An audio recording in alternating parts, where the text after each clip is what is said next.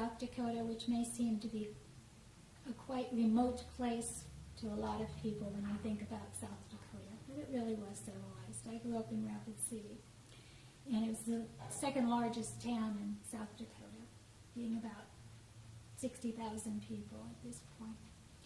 But when my grandparents settled there, they homesteaded, and they homesteaded on the prairie, and it was very harsh area where they homesteaded. It was close to the Badlands. And so I wanted to read a poem about my grandmother. Her name was Gertrude Grace.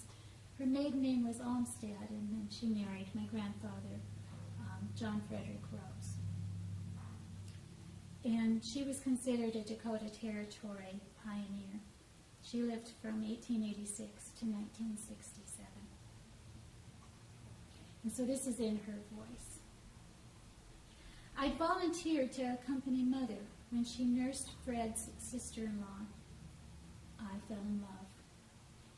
Before marriage, we each staked a claim and built our prairie dugout home. Fred's pet bull Snake kept rattlers out of our soddy. He was a jack of all trades and kept things and the family together. We laid our newborn twins in the Rose family cemetery.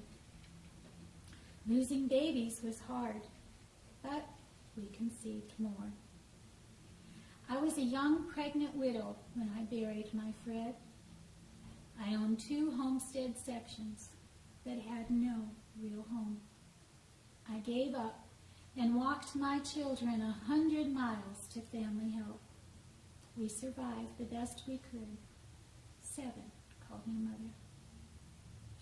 I buried Joe, my second husband, and raised our daughter. Too many called me Grandma. Nieces called me Aunt Gertie, but I preferred the gentler Grace. One biting cold October, I returned to this prairie.